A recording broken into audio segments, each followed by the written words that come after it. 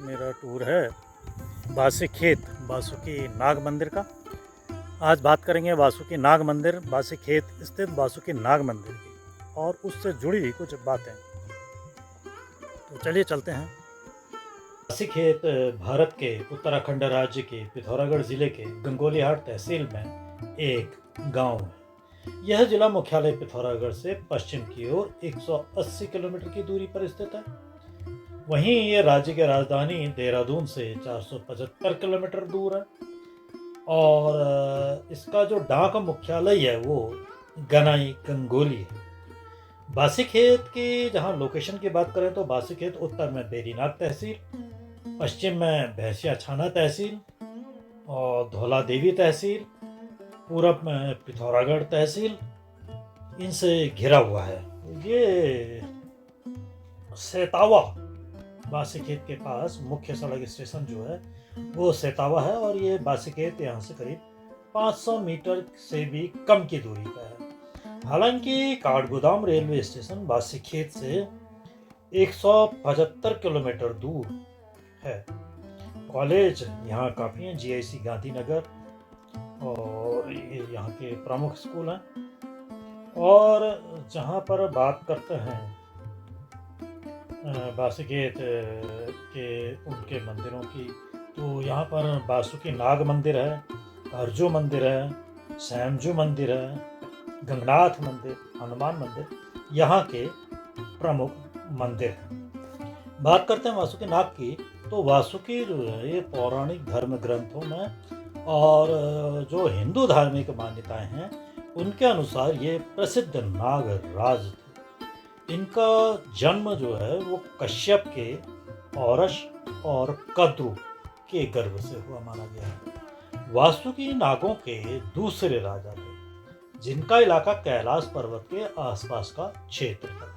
पुराणों के अनुसार वासुकी नाग अत्यंत विशाल और लंबे शरीर वाले माने जाते हैं। समुद्र मंथन के दौरान देवताओं और दानवों ने मंदरांचल पर्वत को मथनी और वासुकी को नेति बनाया था। नेति मतलब रस्सी बनाया था।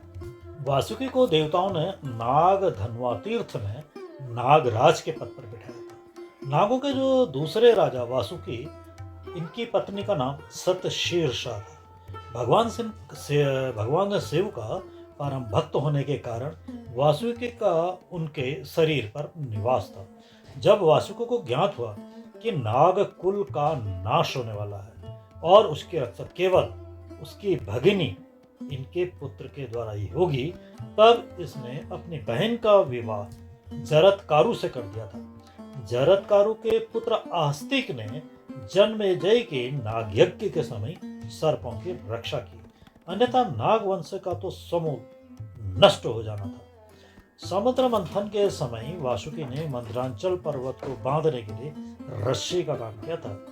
त्रिपुर दाह के समय वो शिव के धनुष की डोर बने थे और कई मान्यताओं के अनुसार वासुकी को शेषनाग का भाई भी माना जाता है। यह भी माना जाता है कि जब वासुदेव श्री कृष्ण को नंद बाबा के पास ले जाने के लिए टोकरी में रखकर यमुना नदी पार कर रहे थे, तब बरसात और भयंकर तूफान से वासुकी नाग ने ही श्री कृष्ण की रक्षा की थी। वहीं पर वासुकी नाग का जो संबंध है वो मत्स्य अवतार से भी जुड़ा हुआ माना जाता है। बात है कि वासुकी नाग का जो संबंध है भगवान विष्णु के मत्स्य अवतार से, उससे जुड़ने की एक कथा है। वो भगवान विष्णु के मत्स्य अवतार ने एक राजा सत्यव्रत से कहा था कि प्रलय के समय तुम वासुकी नाग की सहायता से नाव को मेरे सींग से बांध देना, जिस पर वेद और जीवों समेत आप सवार होंगे। इससे क्या होगी कि सृष्टि की पुनः रचना हो सकेगी। इसलिए इस कथा के अनुसार मत्स्य अवतार से सीधे सीधे वासुकी नाग का संबंध जुड़ा हुआ है।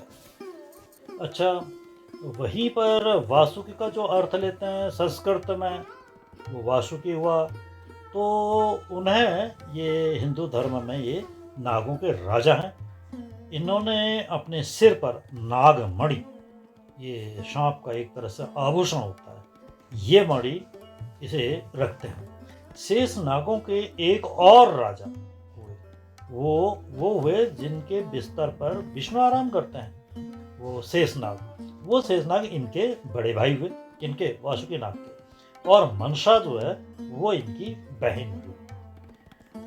जो 1000 नाग हैं, उन 1000 नागों में शेष नाग सबसे बड़े भाई, और दूसरे स्थान पर वासुकी, और तीसरे स्थान पर तक्षक आता है। वासुकी नाग जी का जो वास है वो हिमाचल प्रदेश के कुल्लू जिला के घाटी बीर गांव में भी माना जाता है। इनका पहला स्थान मणिकर्ण में स्थित है। इनकी पत्नी मणिकर्ण की देवी मां नैना भगवती हुई। इसी तरीके से ये कभी इस क्षेत्र में भी आए, क्योंकि ये क्षेत्र जो है ये नागवंश का इस क्षेत्र में शासन रहा है। तो वही मंदिर आपके यहाँ पर बासीखेत में है, ये वासुकी नाग का। महाभारत काल की बात करें तो महाभारत में भीम ने वासुकी नाग की पुत्री अहिलवती से विवाह किया था। उनसे पुत्र हुआ जिसका नाम बर्बरीक पड़ा। बात करते हैं वासुकी नाग के भाइयों की, अन्य की। तो पहले बड़े भाई जो इनके हुए वो शेषनाग, पहले शेषनाग का जन्म हुआ, उसके बाद वासुकी नाग का। इनके बाद जो हुए ऐरावत, तक्षक, करकोटक, धनंजय, कालकी, सर्पमणि, पुराण, पिंजरक और एलापत्र, बामन, नील, अनिल, कलमाशा, सांवला, आर्यक, उग्र, कलास्फोटक, शूरमुख, दधिमुख, विमल पिंडक, आपटा, करोटक, शंख, बालिशिखा, निष्ठानक, हेमा गुहा, नहुष, पिंगला, वायकर्ण, हस्तिपात, मुदरपिंडक, कामवला, अश्वतर, कालियाग, व्रत, संवर्तक, पदम, महापदम, शंखमुख, कुष्मांडक, क्षेमका, पिंडारक, करवीर, पुष्प, तंत्रक, विल्वक, विल्वपंडारा, मुशिकदा, शंखशीरस, पूर्णभद्र, हरिद्रक, अपराजिता, ज्योतिका, श्रीवाह, कौरव्या, धृतराष्ट्र, शंखपिंड, वीरजस, सुवासु, सालिपिंड, प्रभाकर, हस्तिपिंड, पिथरक, सुमुख, कौनपासना, कुठरा, कंजरा, कुमुद, कुमुदक्ष, तीत्री, हलिका, करदम, बहुमूलक, करकरा, अंडर, अकरकरा, कुंडोकरा और महोदरा इत्यादि। ये फिर 1000 नाग बाकी हैं।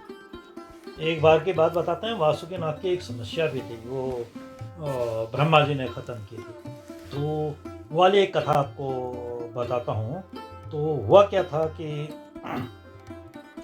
जब देवताओं और असुरों में युद्ध हुआ, उस समय देवता असुरों से जीत नहीं पा रहे थे। तो देवताओं की समस्या समझकर भगवान विष्णु ने इन्हें समुद्र मंथन की सलाह दी। विष्णु जी ने उनसे कहा था कि आप समुद्र मंथन करें और उसमें औषधि डालें। ऐसा करने से समुद्र से अमृत निकलेगा, अमृत पी लेंगे तो देवता अमर हो जाएंगे और युद्ध जीत जाएंगे। तो समुद्र मंथन की तैयारियां शुरू हुई। देवताओं के साथ असुर भी समुद्र मंथन के लिए तैयार हो गए। मंदरांचल पर्वत की मथनी बनाई गई। इसके बाद सभी विचार करने लगे कि मंथन के लिए रस्सी किसे बनाया जाए। ऐसी रस्सी कहीं मिल नहीं रही थी जिससे मंदरांचल पर्वत को घुमाया जा सके। तो देवताओं ने वासुकी नाग से कहा कि इस समुद्र मंथन में मदद करो और आप हमारी रस्सी बन जाओ। वासुकी नाग ने देवताओं की बात मानी। इसके बाद वासुकी नाग को मंदरांचल पर्वत पर लपेटा गया और वासुकी नाग की मदद से समुद्र मंथन हुआ और कई रत्नों के साथ अमृत भी निकला।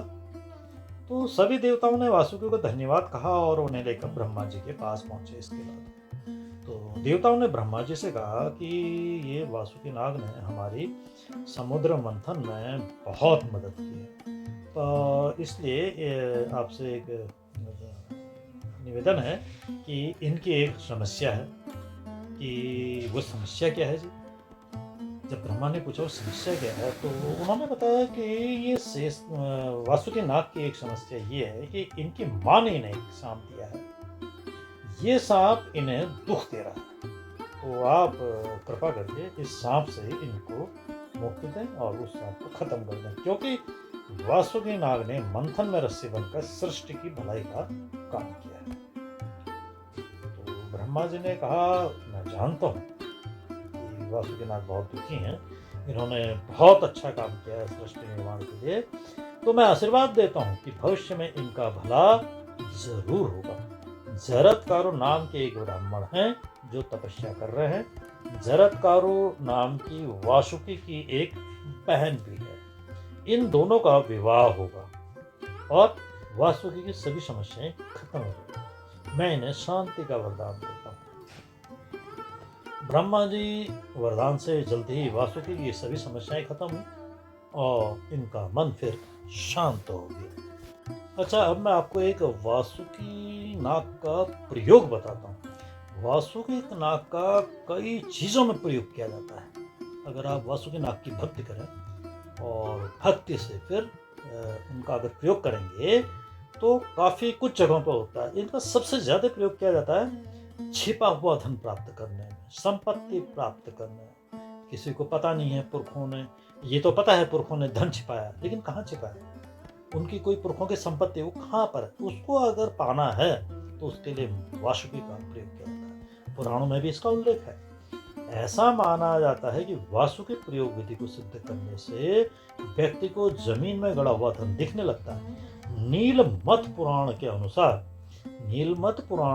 नागों की 9 प्रकार की प्रजातियां हैं और इनकी कई तरह की सिद्धियां होती हैं। अब बात की जाए वो सिद्धि हम वासुकी नाग की कैसे प्राप्त करेंगे, तो वासुकी नाग का मैं आपको एक मंत्र बताता हूँ। वासुकी नाग का एक मंत्र है, ओम क्लीं वासुक्ये क्रीं फट। दोबारा बता रहा हूँ, ओम क्लीं वासुक्ये क्रीं फट। ये वासुकी नाग का मंत्र है। वैसे तो इसका जो शुभ लगन है इसको सिद्ध करने का वो नागपंचमी होती है, लेकिन आप चाहें तो अपनी राशि के अनुसार कभी भी इस मंत्र का पुरस्चरण कर सकते हैं। अब बात आती है साधना कैसे की जाए पुरस्चरण के वक्त, यानी कि साधना काल है वो पुरस्चरण। तो साधना काल में क्या करना है, तो साधना काल में तेल का दीपक आपके सामने जलते रहना चाहिए, यानी अखंड दिया जलाएं।